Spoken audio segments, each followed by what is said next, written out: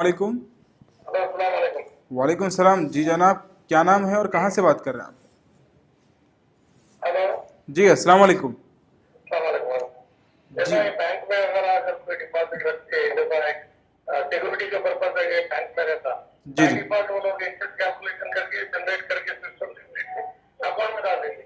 जी वो जी। इंटरेस्ट जायज है या नहीं है? बैंक के अंदर जो सेफ्टी के लिए जो लोग पैसा जमा करते हो सर।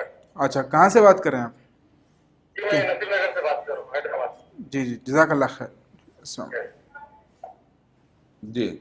बैंक में आपने पैसे को सेविंग अकाउंट खुलाया तो उस वक्त पर आप सेफ्टी के लिए जो पैसे रखते हैं, तो ऐसे वक्त पर जो सूद का पैसा आता है ना, तो अगरचे कि आपको ये फतवे भी मिलेंगे कि भाई आप ये बैंक का सूद नहीं है, तो आप इख्तलाफ में मत जाइए, इख्तलाफ में मत जाइए, क्योंकि अगर आप इसको यूज नहीं करेंगे तो किसी का इख्तलाफ है, किसी का इख्तलाफ नहीं। लेकिन अगर आप ये सूद का पैसा इस्तेमाल करना चाहेंगे तो आपको इख्तलाफ मिलेगा, कुछ कहेंगे कि जायज है, कुछ कहेंगे कि नाजायज है।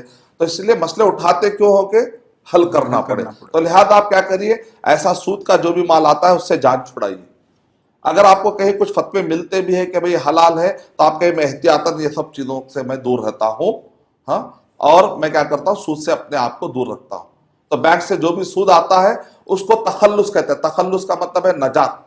कैसे नजात हासिल करना है कि अगर कोई बीमार है, आजकल है डायलिसिस, कैंसर के मरीज, बहुत सारे खतरनाक खतरनाक बीमारी आ रहे हैं और गरीबों के पैसे नहीं है, तो आप क्या करिए, ये पैसा ले आकर किसी हॉस्पिटल में जाइए, देखिए कि वहां पर कौन गरीब नजर आ रहा है, उससे पूछे आपको दवाएं क्या चाहिए, आपको क्या बीमारी है, उसका पूरा इलाज की बिल भर दीजिए। या डॉक्टर से पूछे भाई आपके पास जो लोग आते हैं जरा मुझे फोन कर दीजिए, कोई गरीब आया तो मुझे इत्तला दे देना। तो इस तरीके से हॉस्पिटल वाले आपको जब फोन करेंगे तो आप जाइए, जाकर बिल पे कर दीजिए।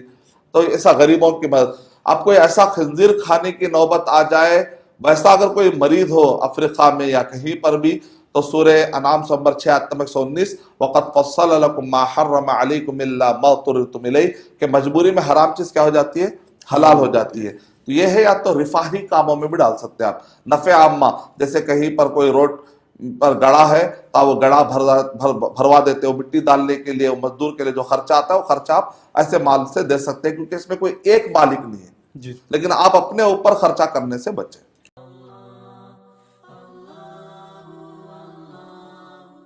For authentic Islamic information, please log on to www.askislampedia.com.